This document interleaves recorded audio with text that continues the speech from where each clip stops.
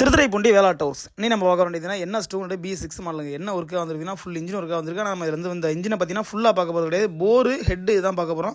வாங்க அவங்கள பிரித்து கட்டுறேன் இதில் என்ன ஃபால்ட் ஆயிருக்குன்னு. ஓகே, இன்ஜினை நம்ம ஃபுல்லாக கீழே இறக்கிட்டோம். ஸ்பெண்டர் மாதிரிலாம் நம்ம வந்து ஹெட் போர் வந்து வண்டியிலே வச்சு பிரிக்க முடியாது. இதில் வந்து ஃபுல்லாக இறக்குனா தான் பிரிக்க முடியும். அப்போ தான் வேலை ஈஸியாக இருக்கும். ஓகே, இதில் ஃபுல்லாக பிரிச்சுட்டேன். இதில் உள்ள பிஸ்டனில் கோடு பாருங்கள் எந்த அளவுக்கு வந்து அதிகமாக சீஸ் ஆகி தேஞ்சு போய் ஓடிக்கும். பார்த்தீங்கன்னா இதுதான் பார்த்தீங்கன்னா சவுண்ட் வந்து ரொம்ப ஹெவியாக இருக்கும். அது கிராங்க் சவுண்ட் மாதிரியே இருக்கும். ரொம்ப டங்குன்னு கிராங்க் சவுண்ட் மாதிரி இருக்கும். இந்த போரையும் பாருங்கள் இதுலேயும் எவ்வளோ கோடு இருக்குன்னு பார்த்தீங்கன்னா இதுக்கு பார்த்தீங்கன்னா நம்ம ரீபோர்லாம் பண்ண முடியாது. இதுக்கு பார்த்தீங்கன்னா போர் புதுசாக நம்ம போட போகிறோம். போர் பார்த்தீங்கன்னா 200 NS பொறுத்தவரை ரீபோர் பண்ண முடியாது. புதுசாக மாற்றியானோம். புதுசுங்கிறப்ப 200 cc வந்து இந்த ரேட்டு பரவாயில்லைங்க. போரோட ரேட்டு பார்த்தீங்கன்னா 3200. அது மற்ற வண்டிகளுக்கு NSக்கு வந்து உள்ள ரேட் வந்து பரவாயில்ல கம்மியாக இருக்கானா. 200 NS பொறுத்தவரைக்கும் பேக்கிங் மட்டும் கம்பல்சரி ஒரிஜினல் தாங்க போடணும். ஏன்னா அந்த ஹெட் பேக்கிங் பார்த்தீங்கன்னா லீக் கண்டிப்பாக வந்துடும். கூலண்ட் ஆயில் லீக் ஆகிடும். அதனால வந்து ஒரிஜினல் தான் போடணும். ஒரிஜினல் ரேட்டுமே பார்த்தீங்கன்னா ஹெட் பேக்கிங் தான் ரேட்டு கூட 380 வரும். போர் பேக்கிங் கம்மி தான். இந்த வண்டியில் பார்த்தீங்கன்னா நம்ம கிராங்க் பார்க்கல, போர் மட்டும் தான் புதுசு மாற்றணும். அப்படிங்கிறப்ப ஹெட் வந்து நம்ம கம்பல்சரி வேலை பார்த்தா ஆகணும். போர் புதுசு போடுறதுனால ஹெட் வந்து கம்பல்சரி வேலை பார்த்தா ஆகணும். அது லேத்தில் கொடுத்து நம்ம ரீகனைசேஷன் பண்ணணும். சில பேர் கேட்குறாங்க ஏன் ஹெட் புதுசு போட்டாங்க. புதுசெல்லாம் போட தேவையில்ல.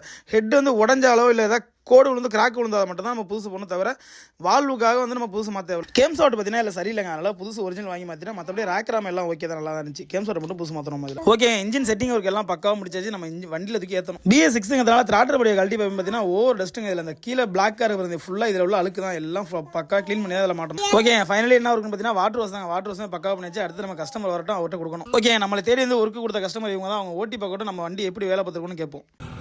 தம்பி, வண்டி ஓட்டி பற்றி வண்டி எப்படி இருக்கு? சூப்பராக இருக்குண்ணே. புது வண்டி எப்படி எடுத்தோமோ அதே மாதிரி இருக்குண்ணே. சரி, உங்கள் ஊர் எந்த ஊர்?